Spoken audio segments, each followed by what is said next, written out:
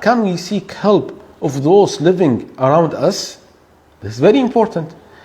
The answer, yes. Sheikh, so you said the previous question, the seeking the help should be only from Allah, and the next question, we can seek help from others.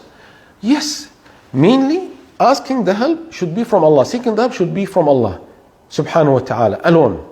But for the things that people can do, then we can ask them the help.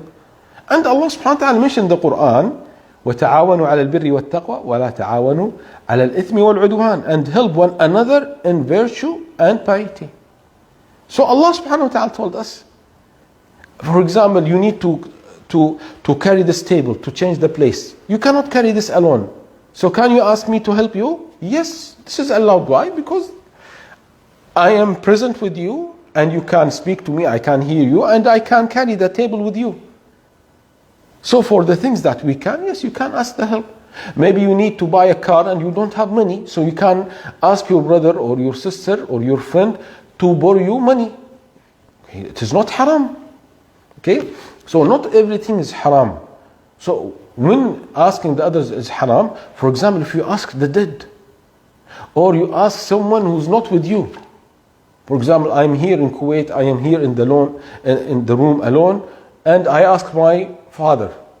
He's not with me, and I'm not calling him. Oh dad, help me. Oh mother, help me. Okay, this is not allowed. This is not allowed. So the Prophet, and also the proof that this is allowed, the Prophet ﷺ said, "Wallahu fi awni al-abd, ma kana al-abdu fi awni akhihi." Allah will help a person as long as he helps his brother. Okay, so this is a proof that it is allowed to seek the help from others and the things that they can. Okay, and when they are present with you.